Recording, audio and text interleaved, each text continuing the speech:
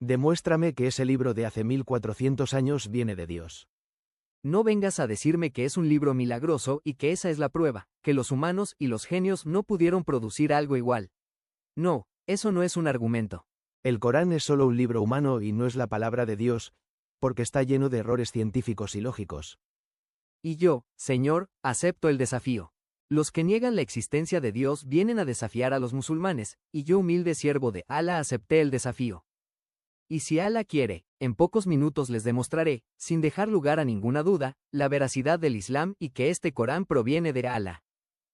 Lo que viene a continuación es muy importante para todo musulmán sobre la faz de la tierra. Para que lo aprendas, sepas defender tu religión y te asegures de la verdad de tu religión. Para que seas firme como una montaña. La montaña puede temblar, pero tú no. Así que lo que viene es muy importante, presten mucha atención.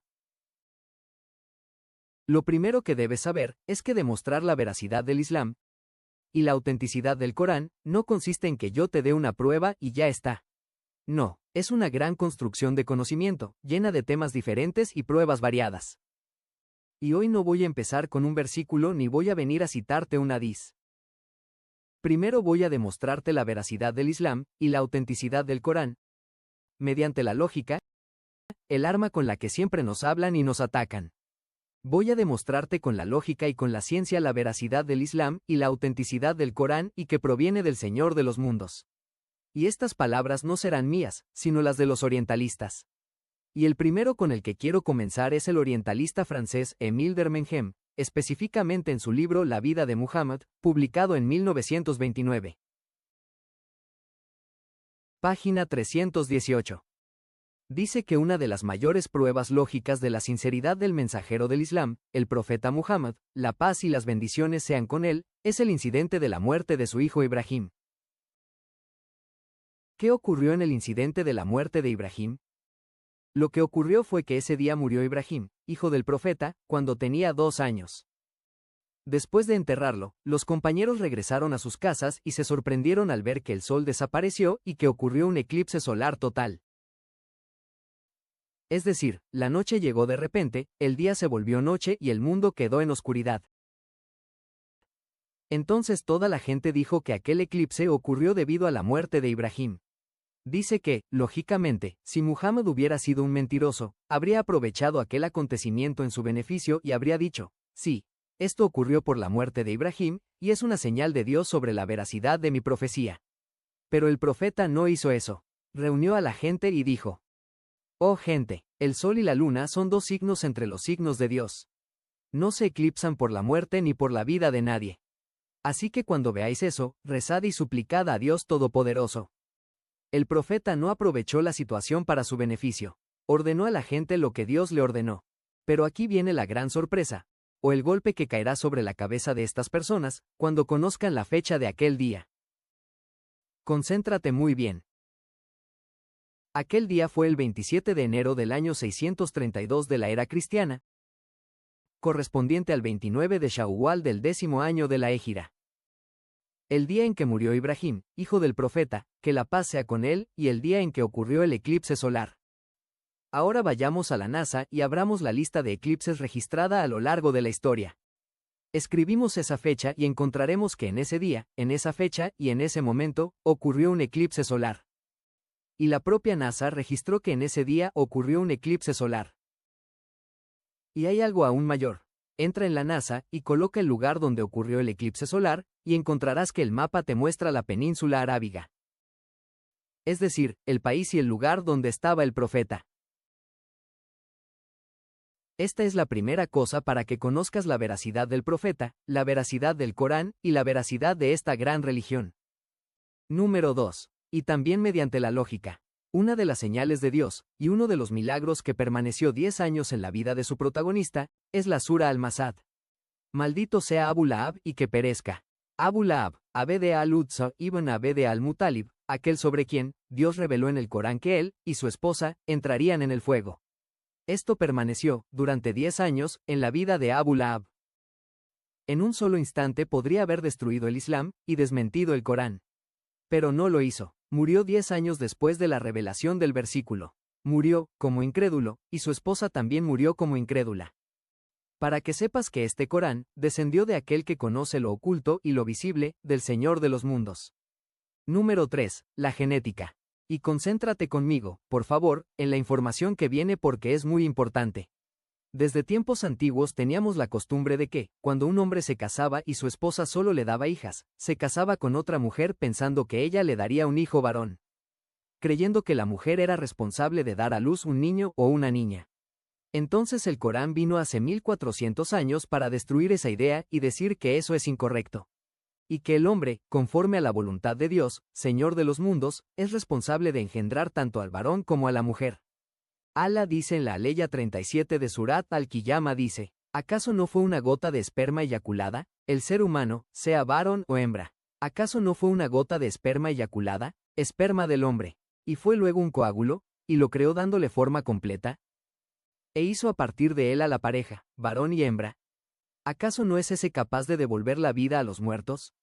¿Qué significa esto? O entenderás mejor cuando sepas que los estudios científicos modernos de embriología y genética demostraron que la mujer no es responsable de que nazca un varón o una mujer.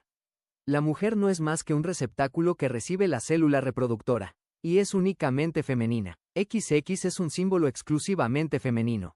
Y dijeron que el hombre es responsable de que nazca un varón o una mujer porque sus espermatozoides contienen los dos tipos, el femenino X y el masculino Y.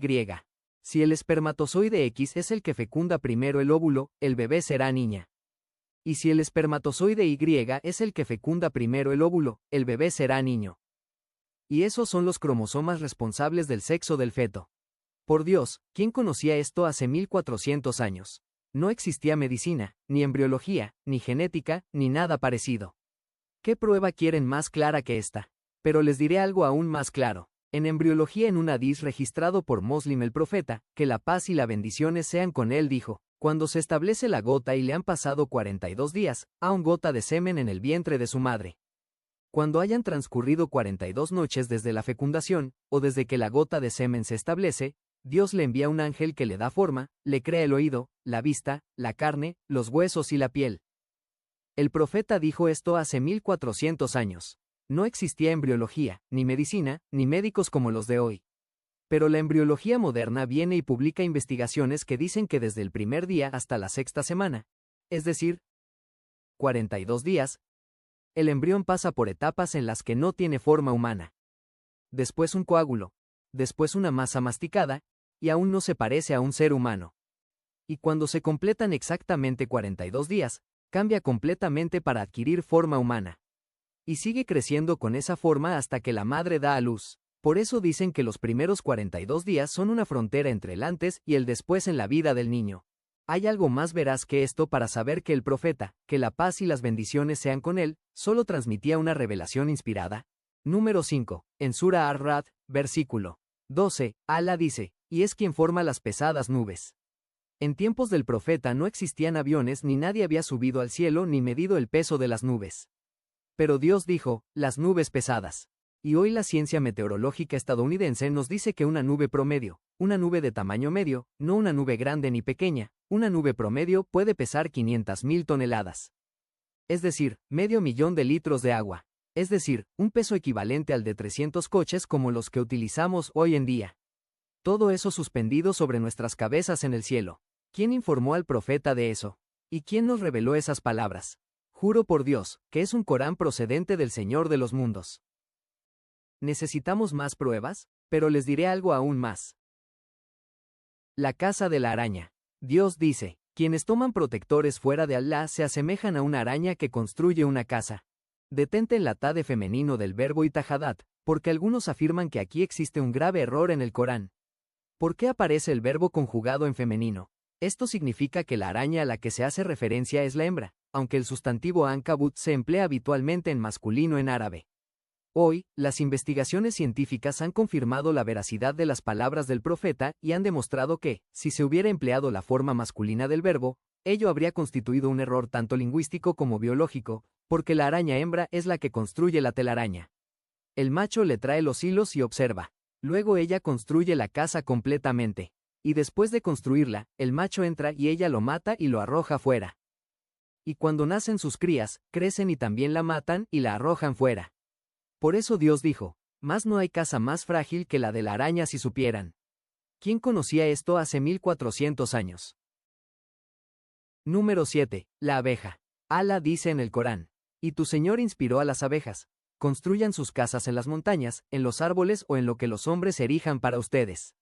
Después, coman de todos los frutos y sigan los caminos que su Señor les ha facilitado. De sus entrañas sale un jarabe de color variable, la miel, que contiene una cura para los hombres. La medicina actual nos dice que la miel es uno de los antibióticos naturales más poderosos que existen sobre la tierra. ¿Acaso el profeta sabía eso hace 1400 años? Número 8. La luna. Durante siglos, hasta hace 300 años, la gente pensaba que la luna producía su propia luz.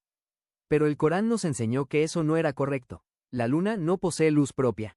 Dios dispuso que reflejara la luz del sol y la proyectara sobre la tierra. Alá dice en el Corán: y hemos hecho de la noche y del día dos signos, el signo de la noche lo hemos borrado, hemos apagado la luz de la luna, y el del día lo hemos hecho de forma que en él fuera posible ver, para que así pudierais buscar el favor de vuestro Señor, y saber el número de años y el cálculo. Hemos explicado cada cosa con precisión. Una investigación avanzada llevada a cabo por la NASA sostiene que la Luna fue, en épocas remotas, un cuerpo brillante y luminoso por sí mismo, y que, con el paso del tiempo, su propia luminosidad se extinguió, quedando limitada a reflejar la luz procedente del Sol. Alá dice en el Corán: bendito sea aquel que puso en el cielo constelaciones y puso una lámpara, el Sol, él y una luna luminosa. Una luna que obtiene su luz de esta lámpara. La lámpara es la que produce la luz y la transmite a la luna, que se vuelve luminosa al recibirla. Alá dice en Sura Noé: y puso en ellos la luna como una suave luz y el sol como una lámpara. ¿Qué más pruebas quieren? Número 9. Las huellas dactilares. En 1880, el científico Francis Galton descubrió las huellas dactilares, un hallazgo que provocó una gran revolución científica y que ha prestado un enorme servicio a la humanidad, especialmente en el campo de la criminología. ¿Por qué? Porque no existen dos personas con las mismas huellas dactilares. Los científicos musulmanes afirman que esta información es muy antigua. El Corán ya nos la reveló hace más de 1400 años. Y Dios es capaz de recrear incluso las huellas después de que el ser humano se convierta en polvo. Alá dice en Sura Al-Qiyama: por supuesto que lo haremos. Y somos incluso capaces de reconstruir la punta de sus dedos. Alá es el más grande. Número 10. La botánica. Desde la antigüedad nadie sabía si las plantas eran macho o hembra, hasta que vino el Corán y nos dijo que en las plantas existen machos y hembras. Alá dice en el Corán: y una pareja en cada fruto. Dijo: e hicimos brotar en ella toda clase de hermosos pares. Y dijo también: para que con ella broten parejas de diferentes plantas. ¿Dónde encontrarás una belleza, un milagro y una veracidad semejantes? Para que hables como un león. Y eso sin mencionar la astronomía, la oceanografía, las capas de la Tierra y la biología. Si siguiéramos hablando de este tema, podríamos continuar hasta el amanecer. Alabado sea Dios. Nuestra religión es una religión grandiosa. Es la religión de la verdad. Es luminosa como el sol en su esplendor. Y no creo que ningún ser humano, incluso si no cree en la existencia de Dios, después de escuchar este video pueda hacer otra cosa que decir: testifico que no hay más Dios que Dios y que Muhammad es el mensajero de Dios, a menos que tenga sellados la vista, el corazón, el oído y los ojos. Buscamos refugio en Dios contra el extravío. Alabado sea Dios. Tenemos plena confianza en nuestra religión, en nuestro profeta y en el Señor de los mundos. Oh Dios, haznos vivir en el Islam y morir en el Islam. Que Dios los recompense con la mejor de las recompensas. La paz sea con ustedes.